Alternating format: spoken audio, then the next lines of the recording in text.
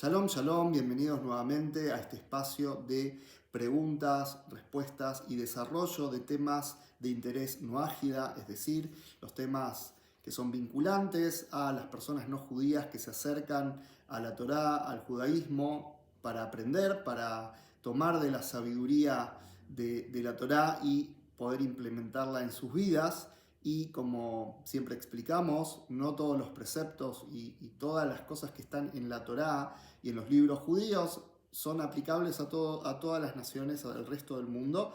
Dios le dio al pueblo judío preceptos especiales y a las naciones también le dio preceptos que tienen que ver con su identidad espiritual.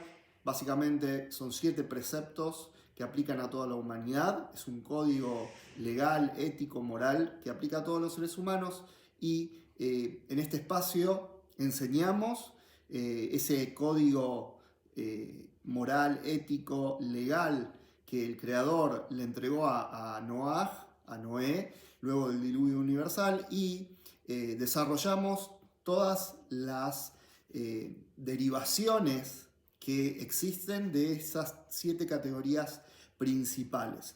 Y hay muchas preguntas que surgen al momento de que una persona no judía se acerca al judaísmo y a la Torá, porque el primer instinto es querer tomar todo lo que se encuentra en el camino, leer un libro y empezar a aplicarlo, a vivirlo. Y ese no es el camino, ese no es el método, porque los libros judíos están en general dirigidos a un público judío y hablan de temas que son relevantes para la identidad judía. En esta generación se da este fenómeno increíble que de hecho está profetizado, está anunciado desde hace miles de años en las fuentes judías clásicas, en los profetas, en el Tanaj, en la Biblia hebrea. En esta generación vemos este fenómeno increíble que cantidad de personas no judías se interesan por las enseñanzas del judaísmo, de la Torá. Pero esto hay que ponerle un marco y hay que ponerle un orden. Y eso es lo que hacemos en este espacio.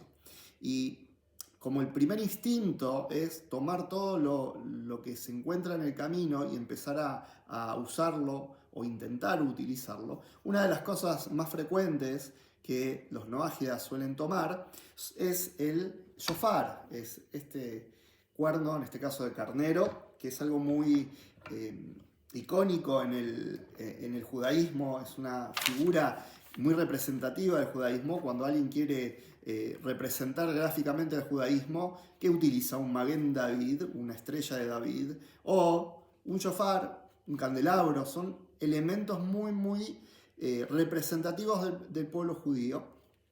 Pero la pregunta que hay que hacer sobre todos estos símbolos, y más que símbolos también utensilios muchas veces, son elementos que el pueblo judío utiliza para cumplir una mitzvah, para cumplir un precepto.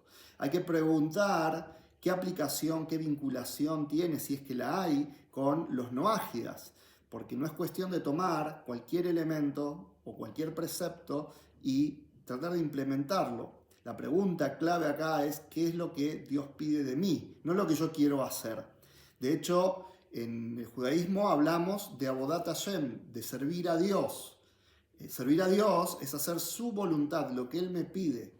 Cuando el ser humano hace lo que quiere, por motus propio, lo que desea, en realidad no está teniendo un servicio a Dios, sino que está autocomplaciendo sus propios intereses, sus deseos, sus ideas, pero no está sirviendo al Creador. En el Talmud se enseña que si Dios al pueblo judío le hubiese ordenado talar árboles, ¿qué estaríamos haciendo en el pueblo judío? Talando árboles. Estaríamos en el bosque cortando árboles. Porque es lo que el rey quiere, lo que Dios quiere, no lo que nosotros queremos. Entonces, esa es la pregunta en general clave para una persona que viene desde afuera, una persona no judía que se acerca al judaísmo y a la Torá para aprender, y la Torá tiene lo que decir, lo que enseñar, lo que transmitir al resto de las personas que no pertenecen al pueblo judío, sin la necesidad de que se conviertan.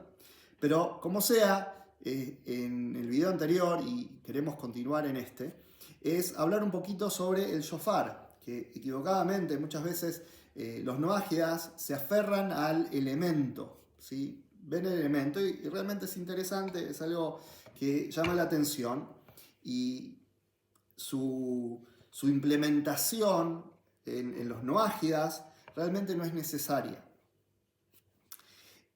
Los noágidas, si quieren, pueden extraer un mensaje o varios mensajes del shofar, pero realmente el precepto de escuchar el shofar y de que sea tocado el shofar para que el pueblo judío lo escuche, es en Rosh Hashanah, en el inicio del año, y como muchas veces explicamos, Rosh Hashanah, el inicio del año, no solamente tiene que ver con el pueblo judío, sino que tiene que ver con toda la humanidad, porque Rosh Hashanah es el aniversario de la creación del primer ser humano, de Adam a Rishon. Por lo tanto, Rosh Hashanah, de todas las festividades del calendario hebreo, de todas las festividades de la Torá, Rosh Hashanah quizás sea la más vinculante y la que tiene un mensaje más concreto y más directo para las personas no judías, para todo el mundo. ¿Por qué? Porque es un día súper especial, es el aniversario de la creación del ser humano y también sucede otra cuestión. En el Talmud los sabios dicen que este es un día de din, un día de juicio, un día de evaluación, donde el creador evalúa a su creación, toda su creación.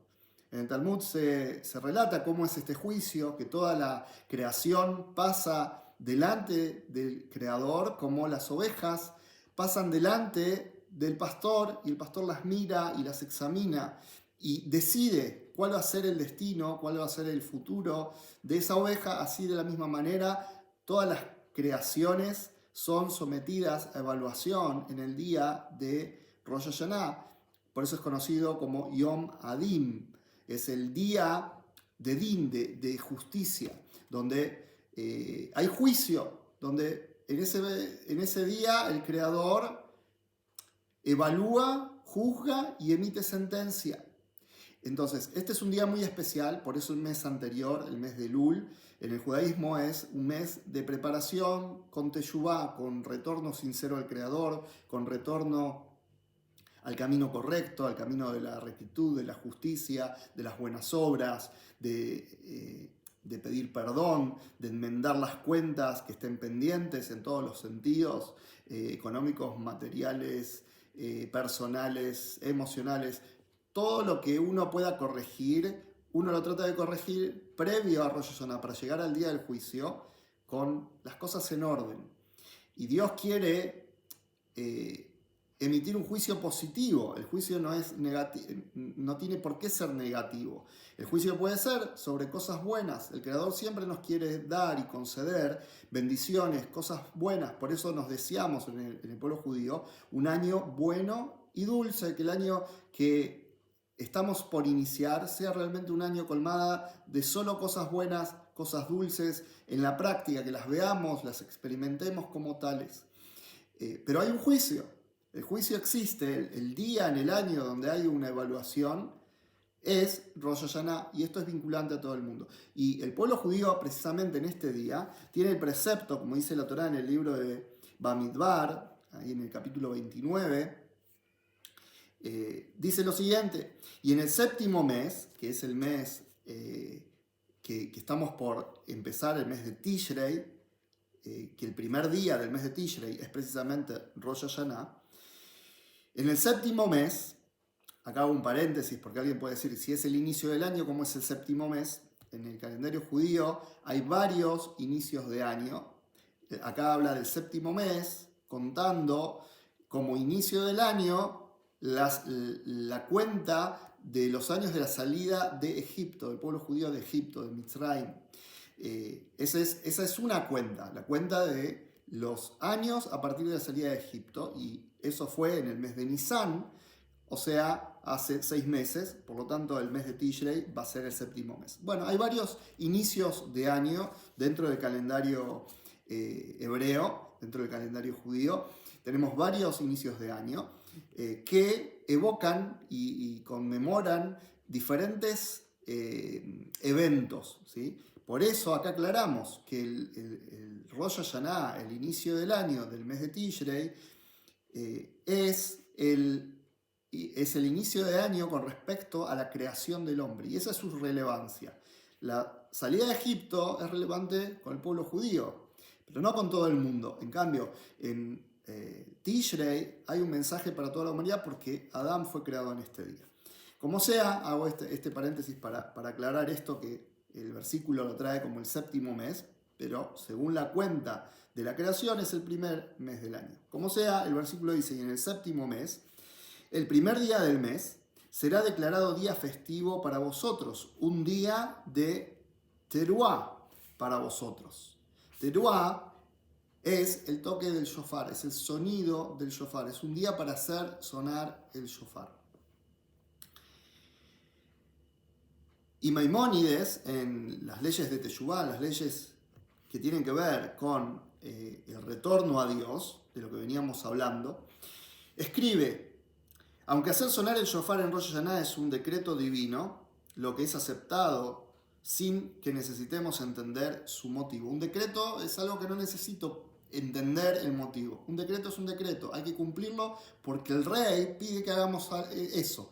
En la Torá hay muchos preceptos y se clasifican en diferentes categorías. Algunos son preceptos que podemos entender, que nuestra lógica los entiende. Otros preceptos son preceptos que dan testimonio de algo, por ejemplo, de la conexión profunda, indestructible, eterna entre Dios y el pueblo de Israel, entre Israel y Dios. Y también hay preceptos que son decretos, que Dios no nos dice por qué, pero nos pide esto.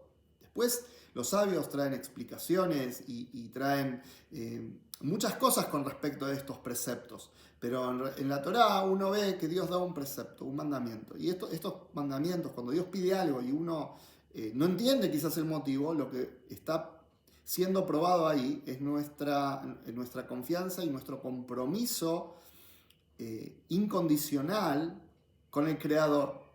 En el pueblo judío funciona así, hay preceptos que Dios nos pide que los cumplamos, incluso que no los entendamos.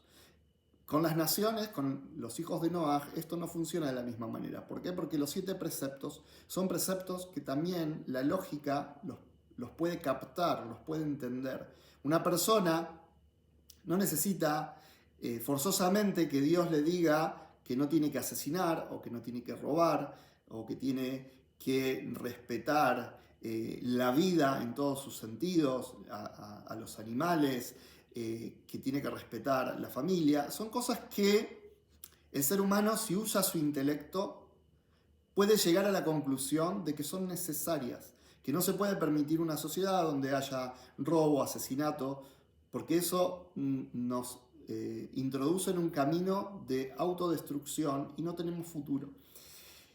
Hay muchas justificaciones lógicas, racionales para esos preceptos, pero dentro del pueblo judío hay preceptos que Dios nos pidió que hagamos y que no hay una lógica aparente. Después hay explicaciones. Y cuando Dios nos pide en el pueblo judío que toquemos el shofar, no necesitamos una lógica. Dios pidió que toquemos el shofar y eso es lo que tenemos que hacer. El Rambam sigue diciendo, podemos, sin embargo, distinguir un propósito en ello. O sea, el Rambam dice, a pesar de que es un decreto, Dios pidió y con eso nos tendría que bastar. No obstante, dice, podemos entender algo de esto, podemos distinguir un propósito. Es como si nos estuviera diciendo, durmientes, dormilones, despierten de vuestro sueño, vosotros que dormitáis, salid de vuestro letargo, reflexionad sobre vuestras acciones, retornad y recordad a vuestro Creador. Aquellos que olvidan la verdad con el paso del tiempo y quienes desperdician sus años persiguiendo vanidad y tonterías carentes de valor y que no brindan salvación, fijaos en vuestras almas, mejorad vuestros caminos, que cada uno de vosotros abandone su mal camino y pensamiento que no conducen al bien. Entonces el Rambam trae acá una enseñanza basada en el shofar, y a partir de esto traje especialmente esta fuente del Rambam porque habla de la teshuvá, que el sonido del shofar es como un despertador del alma. No sé qué estuviste haciendo hasta ahora, estás durmiendo, estás inconsciente, pero es hora de retomar el control de tu vida. Tenés que salir del letargo, del sueño, y tomar las riendas de tu vida y ocuparte de lo que realmente es importante, de tu alma.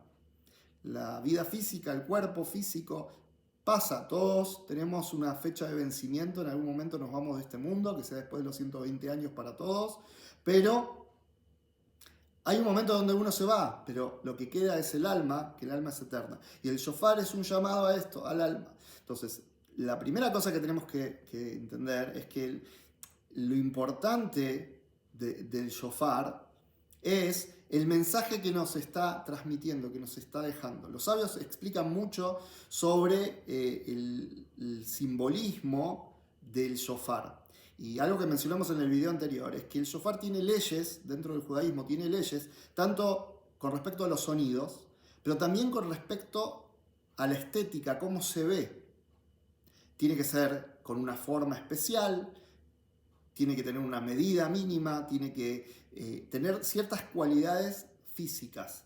¿Y por qué todo esto? Porque cada detalle nos enseña algo distinto. Entonces, si bien la Torá no nos trajo un propósito específico, una explicación específica de por qué debemos tocar el shofar en Rosh Hashanah, los sabios han traído explicaciones basadas en su simbología.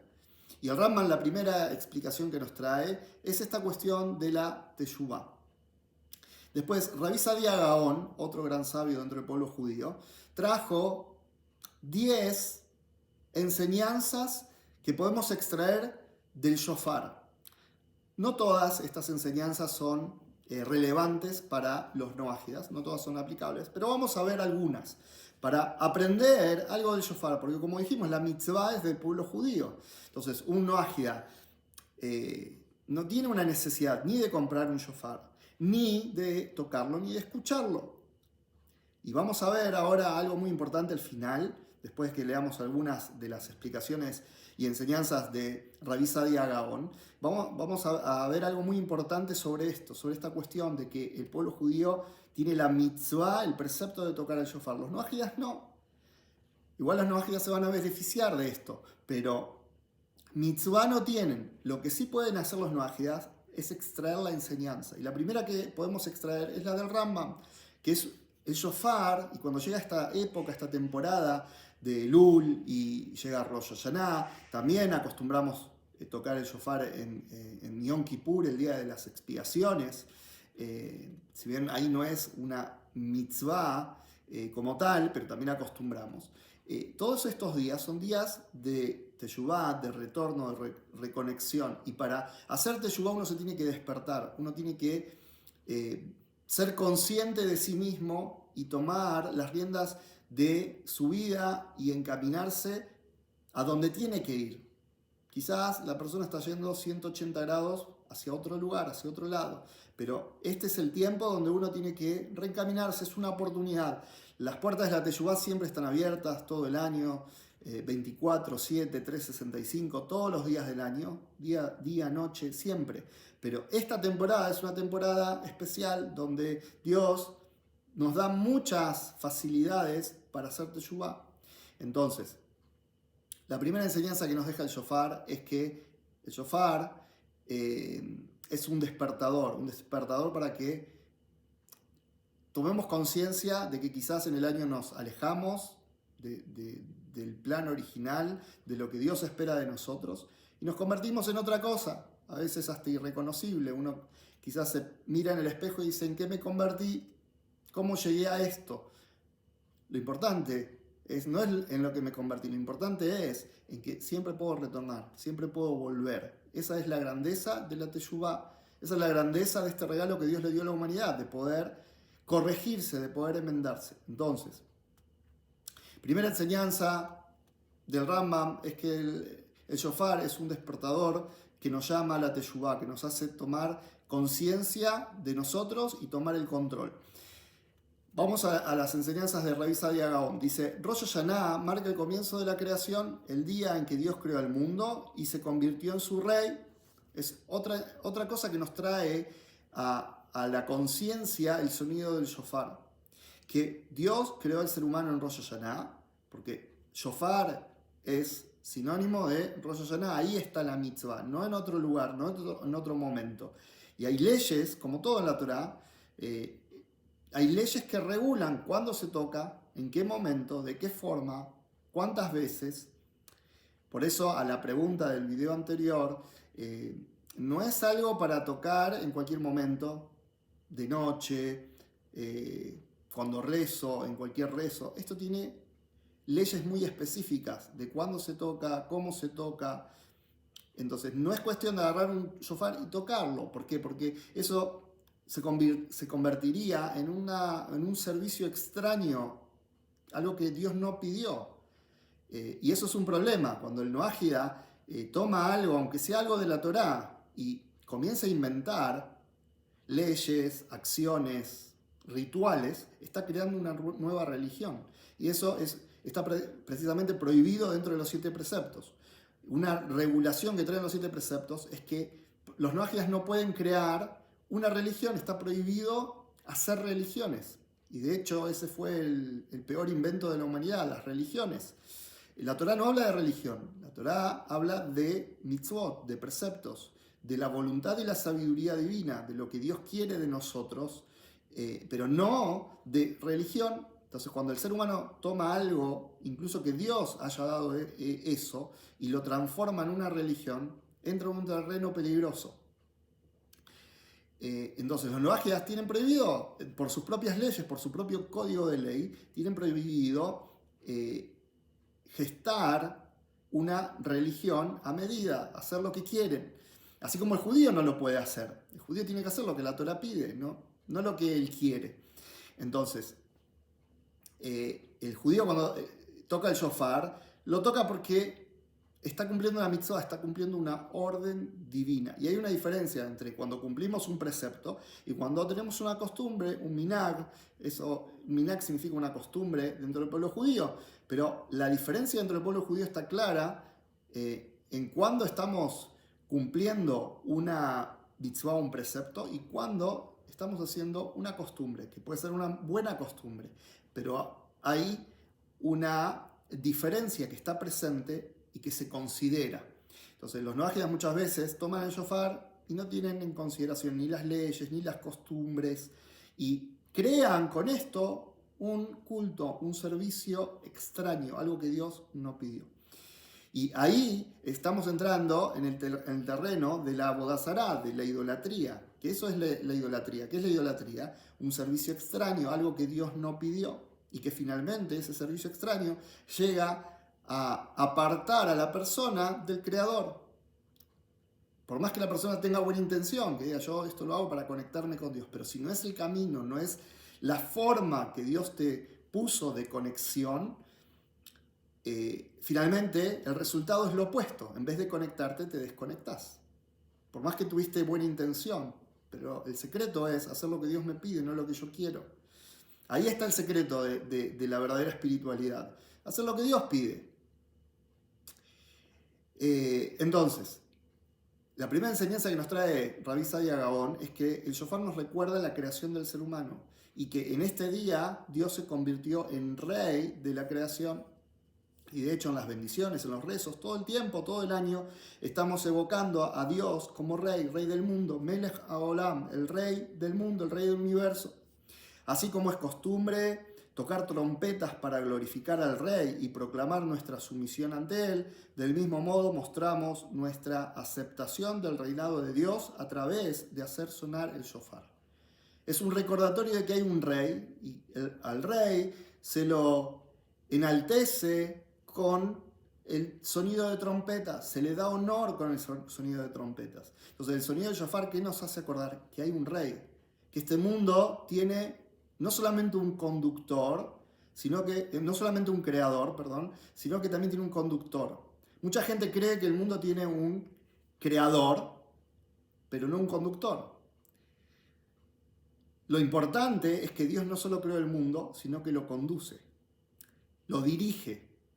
Y esa es la grandeza de la verdadera emuná y bitajón, de la fe y la confianza genuina en Dios, de saber que no solo hay un creador, sino que también ese creador está involucrado con el mundo y conduce el mundo, dirige los pasos del hombre, todo lo que sucede está comandado, dirigido por el creador. Otro punto El sonido del shofar nos recuerda la revelación en el monte Sinaí, la entrega de la Torá. Esa es otra enseñanza que podemos aprender del sonido del shofar, que también fue acompañada, la entrega de la Torá, por sonidos de shofar. La Torá ahí en el libro de Shemot nos cuenta que la entrega de la Torá fue acompañada por sonido de shofar. Entonces, cuando escuchamos el shofar, nos hace acordar la entrega de la Torá, los preceptos. Así, al escuchar el shofar y recordar ese acontecimiento, una vez más aceptamos sobre nosotros aquello que nuestros padres asumieron sobre sí. Escuchar el shofar nos tiene que remitir al compromiso de observar la Torá. Y en el monte Sinaí, no solamente el pueblo judío recibió la Torá, sino que los 7 preceptos universales, el código noágida, el código de leyes que aplica a toda la humanidad, que ya venía desde Adán, desde la creación del primer ser humano, después con Noaj, con Noé en el diluvio. En el monte Sinaí, si bien Dios hace un pacto con el pueblo judío, con el pueblo de Israel, el pacto anterior con toda la humanidad no queda anulado, al contrario, es reafirmado en la entrega de la Torá, y el Midrash cuenta este evento de la siguiente manera, informándonos que en el monte Sinaí, cuando Dios dio la Torá se escuchó en 7 lenguas y en 70 lenguas. ¿Qué quiere decir en 7 lenguas y 70 lenguas? En 7 lenguas significa los 7 preceptos que aplican a todas las naciones, y en 70 lenguas representa el idioma de cada una de las naciones que componían la humanidad en aquel entonces. En la Torá, la humanidad está constituida en las primeras generaciones por 70 familias, naciones originarias. Por lo tanto, al decirnos el Midrash que la Torá fue dada en 7 lenguas y en 70 lenguas, está haciendo alusión a la parte, a la dimensión de la Torá que aplica a las naciones. Los preceptos de las naciones no fueron cancelados, sino que la obligación de cumplirlos fue reafirmada. La humanidad sigue teniendo estos preceptos. Entonces, como bien trae el Ramban en el Mishneh Torah, que un noágida puede llegar al título honorable de ser un hasid, un motolam, un piadoso de las naciones, y tener parte en el mundo venidero, tener recompensa en el mundo venidero, si cumple sus preceptos, los 7 preceptos que le corresponden, porque Dios dijo y los ordenó donde, en la Torá por medio de Moshe. En la entrega de la Torá, Moshe subió al Shamaim, al cielo, y trajo la Torá que Dios le dio, y en esa Torá estaban los 7 preceptos también. Y el Ramban no dice porque Dios se los dio a Adán o se los dio a Noé, sino que dice porque Dios, ¿a quién se lo dio? A Moshe, para que nos traiga y nos informe de esto. Entonces, un Ben Noach, una persona no judía que asume los preceptos, los cumpla, se esfuerza en cumplirlos detalladamente, la Torá le promete, le garantiza parte en el mundo venidero, y tiene este título honorable de Hasid Umot Olam, de un piadoso, un justo de las naciones. Pero siempre que lo haga por la entrega de la Torá, porque Dios ahí reafirmó este pacto con la humanidad. Entonces el shofar es un recordatorio de esto, que los seres humanos todos tienen preceptos y tienen un pacto, conocido en las fuentes judías como el pacto del arco iris, por la historia que cuenta la Torá, luego del diluvio universal, que Dios a estos preceptos los enmarcó como un pacto que hizo con Noaj y con su descendencia, es decir, con todos los seres humanos, de forma eterna, perpetua. Otra enseñanza que trae Rabbi Sadia Gaón sobre el shofar dice lo siguiente: sirve para recordarnos la destrucción del Bet HaMikdash, del gran templo de Jerusalén, el sagrado templo de Jerusalén, y sonar de las trompetas del ejército de nuestros enemigos. Cuando el pueblo judío fue asediado y el templo de Jerusalén fue destruido, el enemigo tocó trompetas. Era la forma en que los ejércitos salían a la guerra tocando trompetas. Así, cuando escuchamos el shofar, debemos rezar por la reconstrucción de nuestro sagrado templo. ¿Y qué tiene que ver el templo con los noágidas? Dijimos, estamos tomando de las 10 enseñanzas de Rabbi Sadia Gaón las que tienen algún mensaje, algo relevante para los noágidas. En el Talmud, los sabios dicen que si las naciones hubiesen sabido toda la bendición que les llega a través del servicio que el pueblo judío realiza en el Bet HaMikdash, en el Templo Sagrado de Jerusalén, si las naciones hubiesen sido conscientes de todo lo bueno que les alcanzaba, porque el pueblo judío tenía un Bet HaMikdash, un templo donde servía a Dios, antes que destruirlo, hubiesen protegido con sus propias vidas al templo, hubiesen rodeado el templo con un cordón humano, impidiendo que cualquier enemigo tocara el templo, porque la fuente de bendición para el mundo está en el templo sagrado de Jerusalén. Por ahí se canalizan, por ese lugar se canalizan todas las bendiciones para todo el mundo, y de hecho gran parte del servicio que se realizaba en el Bet HaMikdash, especialmente en la festividad de Sukkot, en la festividad de las cabañas, tenía que ver con las naciones. 7 días el pueblo judío todos los días, día por día, ofrendaba, hacía ofrendas especiales para bendición de todo el mundo. Y en determinados momentos se pedía por el sustento, por las lluvias, por la bendición material de todo el mundo, no solo del pueblo judío. La función del Bet HaMikdash era una función universal. Y de hecho, una persona no judía que quería ir al Bet HaMikdash podía. Había reglas, normas, como todo, como cualquier judío que también quería ir al Bet HaMikdash. Había lugares, formas en que se podía entrar, pero un no judío también podía, y también incluso podía llevar una ofrenda a Dios. O sea, algo totalmente increíble. O sea, el pueblo judío sí tiene un templo que Dios le ordenó construir, pero este templo tiene una función universal. Y ahí vemos, ya desde los orígenes, cómo la Torá tiene un mensaje para todo el mundo, que no es de conversión. Por eso siempre se aclara que el judaísmo no es proselitista, el judaísmo no busca ser prosélitos, convertir gente a las filas del pueblo judío, sino que el judaísmo tiene una visión universal. La Torá tiene una visión universal y tiene un mensaje para cada uno tal cual es. Y ahí está la grandeza, en que en la diversidad, en las diferencias que cada ser humano, cada nación, cada familia tiene sobre la tierra, que ahí está presente la divinidad. Ahí hay un mensaje de Dios, un mensaje de la Torá para esa persona, para ese grupo de personas, sin pretender transformarlos en algo distinto, sino lograr su mejor versión.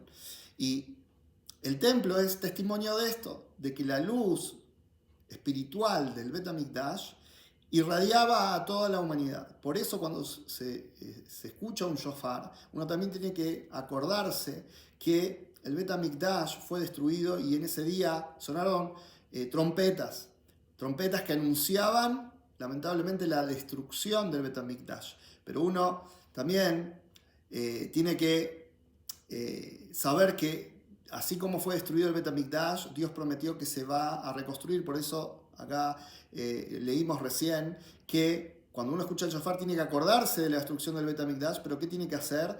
Hacer tefilá, pedir a Dios que pronto sea reconstruido y que podamos verlo en pie nuevamente. Otro punto dice: despierta en nosotros una sensación de estremecimiento y temor que nos conduce a acercarnos a Dios con humildad. Como expresa el versículo del profeta Amós: ¿acaso es posible hacer sonar el shofar en la ciudad y que el pueblo no se estremezca? Otro de los efectos que tiene el shofar es que cuando uno lo escucha, uno se estremece. De hecho, el sonido del shofar es el sonido de un llanto. El sonido del shofar, lejos de ser un sonido de júbilo, de alegría, es un sonido de llanto. Por eso tiene que ver con la teshuvá, con el llamado a la teshuvá. Y el primer toque del shofar es un sonido largo, es un sonido parejo, largo. Es un sonido largo. Ahora, ¿eso qué representa? Cuando nuestra alma viene a este mundo y venimos íntegros, limpios, enteros, pero Luego el shofar pasa a otro sonido, que empieza a ser un sonido entrecortado. Son 3 sonidos más cortos. Tú, tú, tú. ¿Qué representa ese sonido? Representa las cosas que van pasando en la vida, los tropiezos que vamos teniendo. Y luego viene otro sonido, que son muchos sonidos cortitos. Tú, tú, tú, tú, tú, como una persona cuando llora, cuando una persona se le quiebra la voz por la aflicción. Hay momentos en la vida donde llegamos a esa instancia, donde estamos quebrados, las cosas nos pasaron por encima, pero existe la teshuvá, y la teshuvá, que es poder volver al origen. El último sonido vuelve a ser un sonido entero, homogéneo. Otra vez el sonido largo, extendido. Podemos volver al inicio. Entonces, el sonido del shofar nos trae estremecimiento, nos trae reflexión sobre lo que vivimos en nuestra vida, desde el inicio hasta donde estamos nosotros. Pero trae a su vez de ser un sonido que despierta nostalgia, que despierta quebranto, también es un sonido esperanzador, de que podemos retornar, de que podemos volver. Entonces, como dijo el profeta, ¿acaso se va a tocar el shofar en la ciudad y la gente no se va a estremecer? Cuando en la ciudad tocaban un shofar es porque o venía el enemigo, o pasaba algo importante, o el rey estaba entrando, algo pasaba y la gente se estremecía. El shofar era una alarma. Entonces, espiritualmente tiene que ver con eso, como el Rambam trajo al principio, de un despertador para el alma. Cuando suena el shofar nos estremecemos, tenemos que ponernos en alerta, no podemos seguir durmiendo.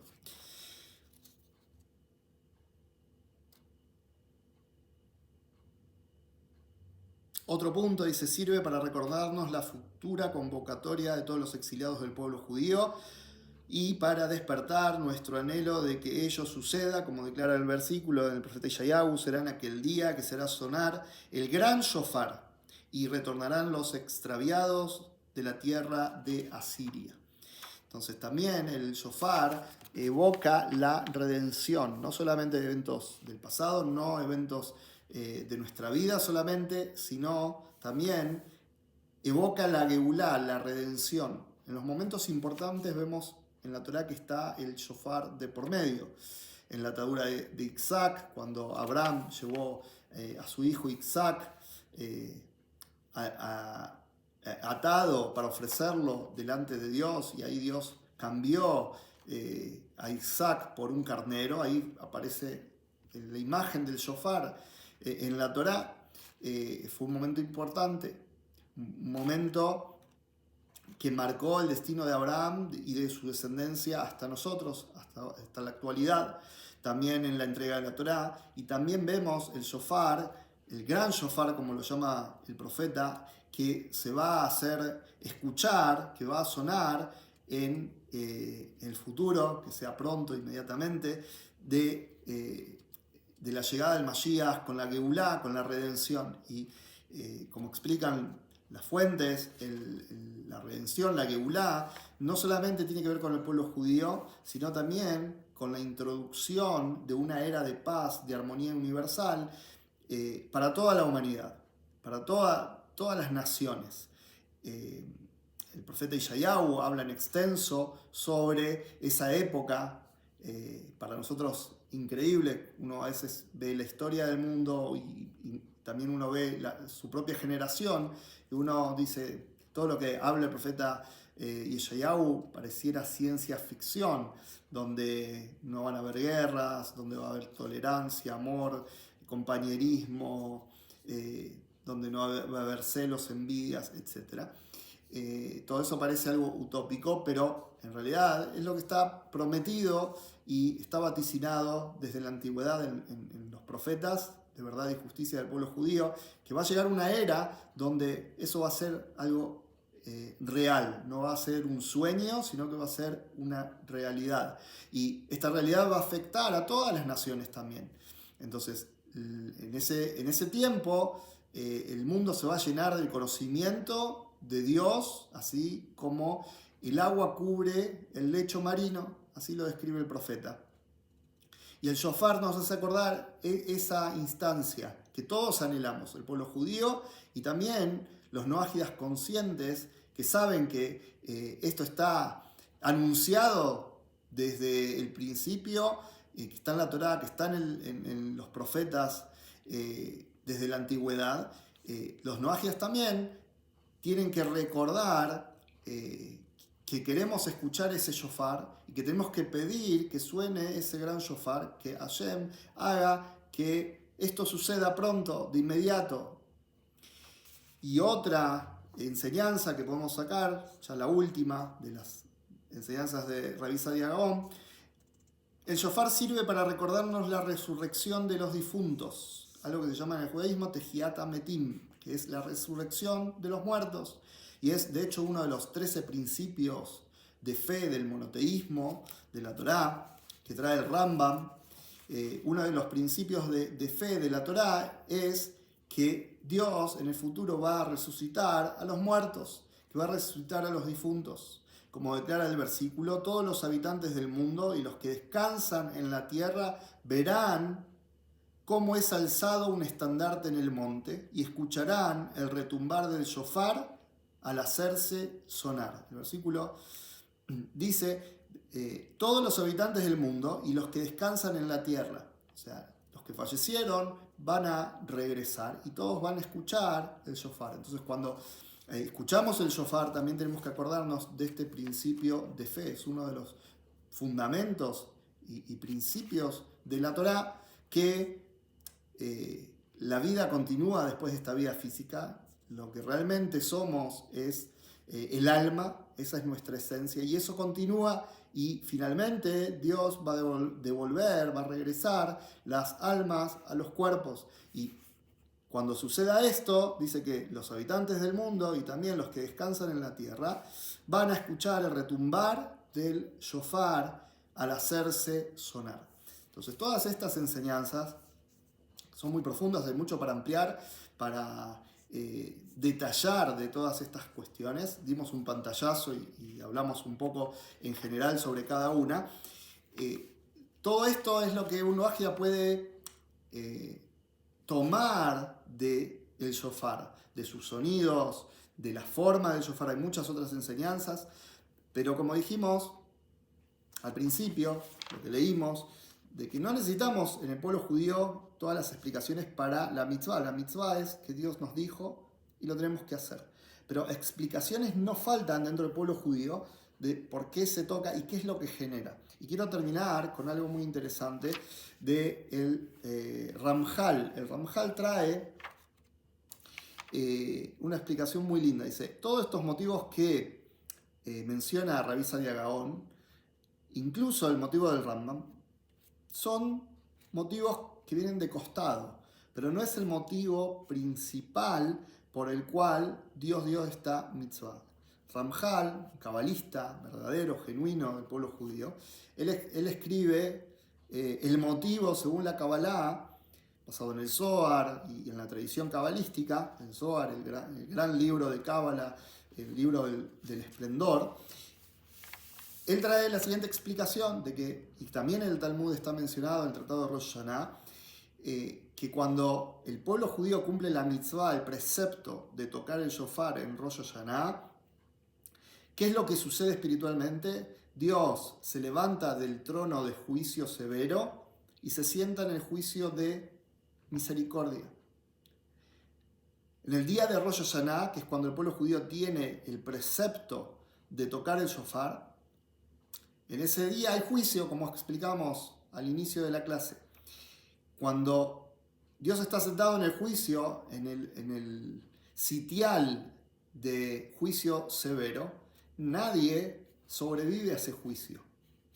La única forma de pasar el juicio, porque todos tenemos cosas, algunos más, otros menos, pero todos tenemos cosas, la única forma de pasar el escrutinio es si el juez nos mira con bondad, con rahamim, con piedad. ¿Y qué es lo que genera que Dios cambie la actitud, que pase de un modo a otro, que el switch cambie de sentido, que pase del juicio severo al juicio con misericordia sobre toda la creación. Lo que genera ese cambio es cuando el pueblo judío toca el shofar, cuando el pueblo de Israel cumple con la mitzvah del shofar. Y es ese momento, no es en ningún otro momento del año, es precisamente en Rosh Hashanah. ¿Qué es lo que sucede? Juicio sigue habiendo, el juicio existe, es un día de juicio. Lo que se logra con la mitzvah de tocar el shofar es que Dios cambie de juicio severo a un juicio corregido, endulzado, como lo llama el lenguaje de la Kabbalah. Que se endulce el din, el juicio, y que ahora nos juzgue, pero que nos juzgue con bondad, con misericordia, con piedad. Y esto lo logra el pueblo judío a través del toque del shofar. Y así como pasaba en el templo, que explicamos en uno de los puntos, que el pueblo judío hacía un servicio a Dios, que involucraba a toda la humanidad y se pedía bendición espiritual, material y todo lo bueno para todo el mundo, en las festividades de Sukkot, con los korbanot, las ofrendas que se ofrecían a Dios por las naciones. También en Rosh Hashanah, cuando el pueblo judío toca el shofar y cumple esta mitzvah, también se está evocando bendición, juicio con bondad, buenos decretos, todo lo mejor para todas las naciones. Entonces, los noajidas no necesitan tomar el shofar y tratar de implementar un precepto que no les corresponde, inventar un ritual, algo que Dios nunca les pidió. Pasaba algo similar en el día de Yom Kippur, el día del perdón, cuando el pueblo judío estaba haciendo teshuvá y el sacerdote principal era el único que entraba al Kodesh HaKodashim, al lugar más santo del templo, donde nadie podía entrar, solo él podía entrar. Él entraba y hacía su servicio y todo el mundo rezaba a Dios para que el servicio del sacerdote principal fuera exitoso y que Dios tomara ese servicio con agrado, porque eso dependía del perdón y dependía tener un año bueno. Y todo el mundo esperaba que el enviado, que el sacerdote, fuera el que tuviera éxito. Imagínense si cada persona, cada sabio, cada sacerdote, cada persona importante hubiera dicho, no, yo lo quiero hacer para asegurarme que lo voy a hacer bien. Yo lo quiero hacer porque a mí me gustaría hacerlo. No funcionaría. No es el sistema que la Torá puso. Incluso en el pueblo judío no funciona así. Y ahí está muy claro. Solamente un sacerdote era el encargado de hacer ese servicio, en beneficio de todos. Y todos lo apoyaban. Y es muy interesante, en el Talmud se cuenta cómo mucho tiempo antes, los días antes, casi no dormía porque los sabios, los otros sacerdotes lo preparaban y lo entrenaban para que no se equivoque, lo apoyaban, pero no tomaban su lugar. De la misma forma, cuando el pueblo judío tiene la mitzvah, el precepto de tocar el shofar y evocar buenos decretos y endulzar el juicio en Rosh Hashanah, los noajidas no tienen que tratar de tener el shofar, tocar el shofar, ni sentir que si no lo tocan, si no lo escuchan, si no tratan de hacer la mitzvah, entonces son menos. Acá no se trata de ser más o menos, eso es del ego. Acá hablamos de hacer lo que Dios quiere y hacer las cosas de forma correcta. Entonces, cuando me duele o me siento menos y empiezan esos argumentos, entonces soy de segunda, entonces si yo no lo hago, eso es del ego, eso no es de la Torá. Eso es ego puro. Y así están fundamentadas las religiones, a través del ego. La pregunta es, ¿qué es lo que Dios pide de mí? Y si todos hacemos, cada uno hace lo que Dios pide, todo funciona. Si el pueblo judío hace lo que tiene que hacer, todo funciona. Si los noajidas hacen lo que tienen que hacer, el mundo funciona, está rectificado, hay orden, hay justicia en el mundo, hay rectitud en el mundo es civilizado, todo funciona. Entonces ahí está el secreto. Y previo a Rosh Hashanah, esto hay que tenerlo presente. No se trata de religión, no se trata de competencia, se trata de hacer lo que Dios nos pide. Y para terminar, también el Ramjal trae algo muy interesante que dice, y todo esto de endulzar el juicio con la mitzvah, cuando el pueblo judío toca el shofar porque es una mitzvah que Dios le dio, con todos sus detalles, todas las cuestiones técnicas. Dice, todo esto funciona cuando hay teshuvá. Condiciona el funcionamiento del toque del shofar a la teshuvá. ¿Por qué? Porque es el día donde tenemos que llegar a Dios con teshuvá. No podemos venir sin teshuvá, porque todo lo que hagamos carece de sentido, es coronar a Dios como rey. ¿Y cómo voy a coronarlo como rey si estoy rebelde, estoy en contra, estoy haciendo lo que no tengo que hacer? La actitud mínima con la que tenemos que llegar es la actitud de reconocer que nos rebelamos contra el reinado de Dios en algún momento y que ahora lo queremos asumir. Pero para esto tengo que tener teshuvá, eso se llama teshuvá. Entonces lo más importante detrás de esto, por eso decía en el video anterior, que el toque del shofar no es algo mágico. En la Torá no se habla de magia, las cosas son mucho más profundas y podemos estudiar mucho tiempo, podemos estar todo el año estudiando esta temática, porque en cada detalle vamos a encontrar una profundidad increíble. Pero para quedarnos con una idea clara, lo que importa no son los rituales, los objetos, sino lo que importa es lo que la Torá nos enseña a través de eso. Y en este caso, todo apunta a un lado, a la teshuvá. Por eso así hincapié en el video anterior y en este, sobre que los noajias tienen mucho para aprender del shofar, pero no es ni tocarlo, ni tanto escucharlo, sino el mensaje que en sí encierra la simbología, el icono del shofar. Y así funciona con muchas otras cosas en el judaísmo, que el objeto, la mitzvah, no tiene tanta vinculación con el noagia para que lo haga, pero sí cuando se sienta a estudiar y toma las enseñanzas y las aplica y las traduce a su vida práctica, seguro que tiene mucho por aprender y ahí le es beneficioso. Y no va a estar haciendo algo incorrecto y no va a estar inventando algo que Dios nunca pidió. Entonces, para cerrar el video, que ya se hizo bastante extenso, pero me parecía importante compartir con ustedes un poco de estas fuentes y poner en perspectiva esto. Y cerrando la pregunta que iniciamos el video anterior, los noajias no tienen la mitzvah del shofar, por lo tanto no hay que preocuparse por comprar un shofar. En todo caso, si alguien lo compra, es un instrumento más. Si compran uno de plástico, un shofar de plástico para la Torá, para las leyes de la Torá que aplican al pueblo judío, es un juguete. Un shofar de plástico no es ni siquiera shofar, es un juguete básicamente para los niños. Pero un noajida, si quiere tener el shofar, si lo quiere ver, si lo quiere escuchar, no pasa nada. No es que está haciendo algo malo, siempre que lo haga con la conciencia de que no está comprando algo para hacer una mitzvah, no está haciendo una mitzvah, un precepto. En todo caso, es un símbolo, es un recordatorio, un objeto que me recuerda algo. ¿Necesario tenerlo, escucharlo? No es. Realmente para el noajia no lo es. Pero sí el mensaje que nos deja. Si algo los noajias deberían tomar del shofar, es esto, las enseñanzas, profundizarlas e implementar todo lo que aprenden de esas enseñanzas en su vida práctica.